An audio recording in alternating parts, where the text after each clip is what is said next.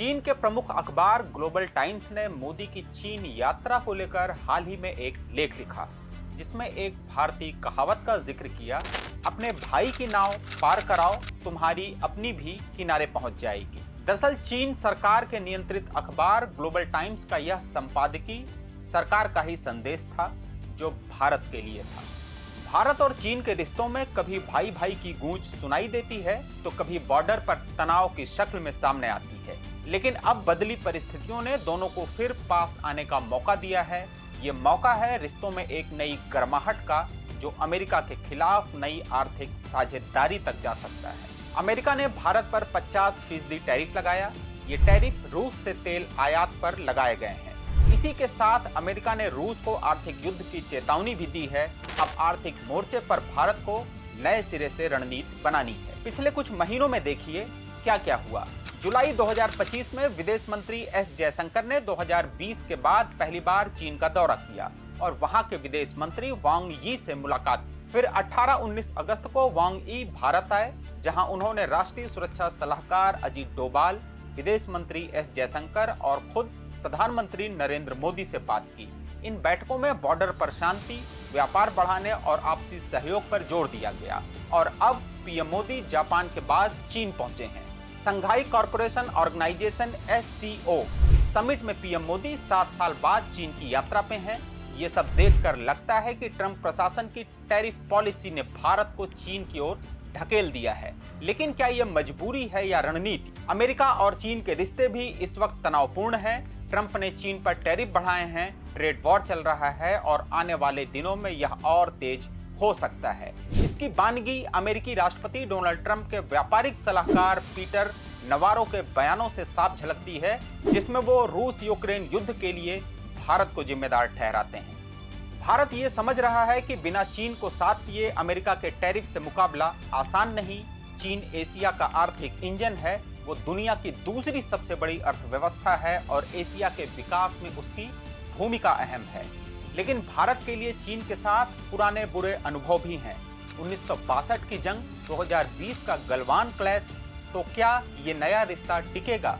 चलिए समय की पटरी पर चलकर देखते हैं कैसे बने और बिगड़े ये संबंध। याद रखिएगा, हिंदी चीनी भाई भाई का नारा आज भी गूंजता है, लेकिन हकीकत में कितना सच्चा है। भारत और चीन लगभग एक ही समय आजाद हुए।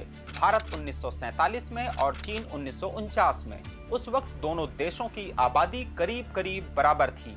गरीबी का स्तर एक सा और विकास दर भी लगभग समान। दोनों देशों के बीच 1950 में राजनयिक संबंध भी स्थापित हो चुके थे।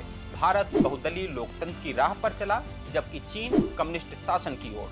लेकिन आज चीन भारत से आर्थिक रूप से काफी आगे निकल चुका है। आखिर कैसे? इसका राज है चीन के आर्थिक सुधारों में। 1950 में भारत ने चीन को मान्यता दी। दोनों देशों के बीच राजनयिक संबंध बने। प्रधानमंत्री जवाहरलाल नेहरू ने 1954 में चीन का दौरा किया। वहां के प्रधानमंत्री झोउ एनलाई से मिलकर पंचशील सिद्धांत दिया, शांतिपूर्ण सह अस्तित्व का। इस दौर में हिंदी चीनी भाई भाई का नारा गूंजा, जो दोस्ती का प्रतीक बना। झोउ एनलाई भी 1954 में भारत आए, लेकिन ये दोस्ती ज्यादा दिन नहीं चली। 1962 में बॉर्डर विवाद पर भारत चीन युद्ध हुआ, जिसमें भारत को हार मिली। ये रिश्तों में पहला बड़ा झटका था। नेहरू की पॉलिसी पर सवाल उठे, दोनों देशों के बीच ठंडापन आ गया। 1960 के दशक में चीन में माओ जोंडेक की अगुवाई में सांस्कृतिक क्रांति चली, जो एक राजनीतिक उथल पुथल थी।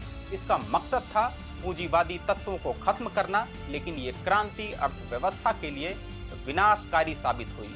लाखों लोग मारे गए, शिक्षा और उद्योग ठप हो गए, विकास रुक गया। लेकिन माओ के निधन के बाद 1978 में देंग शियाओपिंग ने सत्ता संभाली और अर्थव्यवस्था को खोला। विदेशी निवेश, बाजार सुधार, निर्यात पर फोकस, यही वो टर्निंग पॉइंट था जिसने चीन को सुपर पावर बना दिया। उधर भारत में 1991 में आर्थिक उदारीकरण का दौर शुरू हुआ, पीवी नरसिम्हा राव के नेतृत्व में। लेकिन चीन 13 साल पहले सुधार कर चुका था, इसलिए वो आगे निकल गया। आज चीन की जीडीपी भारत से 5 गुना ज्यादा है, क्योंकि उन्होंने मैन्युफैक्चरिंग और एक्सपोर्ट पर ध्यान दिया। आजादी के बाद से अब तक कई प्रधानमंत्री चीन गए और चीनी नेता भारत आए। नेहरू 1954 में गए दोस्ती बढ़ाने के लिए, फिर लंबा गैप 1988 में राजीव गांधी गए रिश्ते सामान्य करने के लिए। ये पहली बड़ी चीन यात्रा थी 1962 के युद्ध के बाद भारत ने 1994 में चीन को मोस्ट फेवर्ड नेशन का दर्जा दिया, जिसके तहत दोनों देशों को व्यापार में गैर भेदभावपूर्ण व्यवहार सुनिश्चित करना था। 2003 में तत्कालीन प्रधानमंत्री अटल बिहारी वाजपेयी गए व्यापार समझौते के लिए। मनमोहन सिंह 2008 और 2013 में गए आर्थिक सहयोग पर। पीएम नरेंद्र मोदी ने 2015 में आधिकारिक दौरा किया, फिर 2018 में वुहान में औपचारिक समिट में शामिल हुए। चीनी नेताओं की बात करें तो झोउ एनलाई 1954 में आए, डेंग सियाओपिंग 1989 में नहीं आए, लेकिन जियांग जेमिंग 1996 में आए, हु जिनताओ 2006 में आए, शी जिनपिंग 2014 में अहमदाबाद पहुंचे, फिर 2019 में मल्लापुरम में औपचारिक मीटिंग। इन दौरों का मकसद हमेशा दोस्ती, व्यापार और बॉर्डर पर शांति रहा, लेकिन बीच बीच में उतार चढ़ाव आए। 1987 में सुमदोरोंग विवाद, 2017 में डोकलम का विवाद, 2020 में गलवान घाटी में दोनों देशों के सैनिकों के बीच हिंसक झड़प हुई। चीन अरुणाचल प्रदेश को अपने नक्शे में दिखाता है, जिसको लेकर भारत पहले दिन से विरोध कर रहा है। इसके अलावा भारत की सीमा के पास अरुणाचल प्रदेश के करीब ही चीन हाइड्रो पावर स्टेशन के लिए डैम का निर्माण कर रहा है। इसको लेकर भारत की चिंता ये है कि यह डैम ब्रह्मपुत्र नदी में पानी के प्रवाह को कम कर सकता है। वहीं भारत में दलाई लामा की गतिविधियों को लेकर भी चीन भारत से नाखुशी जाहिर करता रहा है। दोनों देशों के बीच रिश्ते हमेशा उतार चढ़ाव भरे रहे, लेकिन अब अमेरिका की टैरिफ पॉलिसी ने नया मोड़ दिया। ट्रंप ने भारत पर 50% टैरिफ लगाया। इसकी वजह रूस से तेल खरीद है। इससे भारत की एक्सपोर्ट प्रभावित होगी। इस बीच भारत चीन व्यापार 127 बिलियन डॉलर तक पहुंच गया।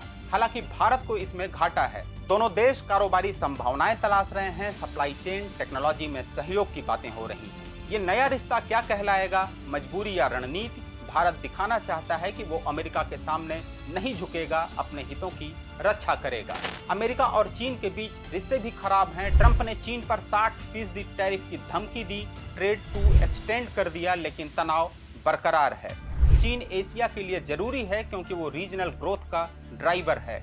बेल्ट एंड रोड इनिशिएटिव से इंफ्रा डेवलपमेंट, ट्रेड। भारत ये समझ रहा है कि मल्टीपोलर वर्ल्ड में चीन के बिना अमेरिका से मुकाबला मुश्किल है, लेकिन पुराने अनुभव सतर्क करते हैं। बॉर्डर विवाद, ट्रस्ट डेफिसिट, फिर भी हिंदी चीनी भाई भाई की भावना से आगे बढ़ना जरूरी है।